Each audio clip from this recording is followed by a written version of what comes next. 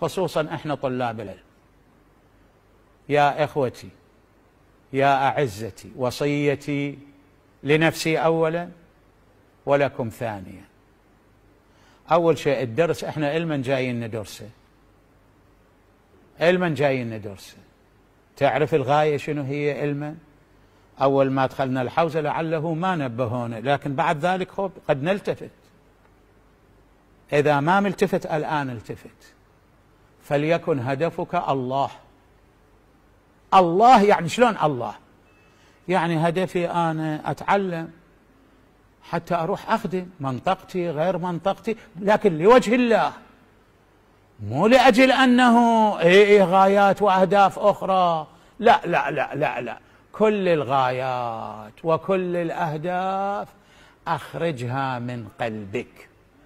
ترى كلها تحطمك ودرسك ما يكون عبادة وما تنتفع، وإذا تنتفع منفعة ظاهرية تزول بزوال الدنيا.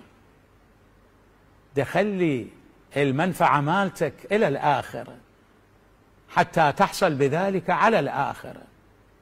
اجعل دراستك كلها، إذا ما كنت تدري من الآن صمم وقل لله عز وجل: يا ربي أنت هم ساعدني على ذلك، أنا هم ضعيف أريد أن تساعدني، هذا هم أطلبه من الله عز وجل.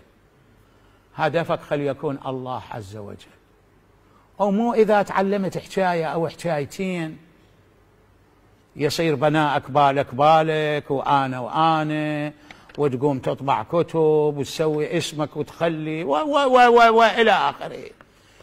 الشيخ محمد جوادي البلاغي بعظمته تسامع به، تعرفه؟ صاحب كتاب الهدى إلى دين المصطفى، هذا الكتاب القيم الذي كتبه اسمه ما كتب على الكتاب. لاحظ الطبعات الأولى. أنا هاي من الأشياء التي نبهني عليها والدي قدس سره، وأخذت من نفسي مأخذا كبيرا.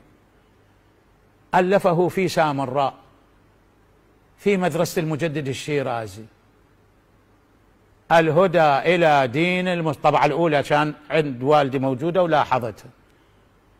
المراسلة على الغلاف موجود، إذا تردون تراسلون إشكال سؤال. سامراء مدرسة المجدد الشيرازي كاتب الهدى. من هو كاتب الهدى؟ ما كاتب اسمه. ليش؟ لأن هدف ليس الدنيا، هدف الله عز وجل. وكم خدم تعلم العبرية وقام يرد على الإنجيل ليش؟ لله عز وجل. إذن تعالوا أخوتي وأعزتي جميعا من الآن خلي نصمم. الشيطان هم ما تحاول تخليه على جانب، واستعن بالله وقل له: الله إلهي خذ بيدي، ومن الآن أريد دراستي وكل شغلتي تكون لوجهك الكريم لا لشيء. أصمم على أنه الأشياء هاي اللوازم الدنيوية، تدري اللوازم الدنيوية شنو شقد؟ كلها تجنبها. نسأل الله تبارك وتعالى أن يأخذ بأيدينا إلى الصواب، وأن يوفقنا للخير في الدنيا وفي الآخرة.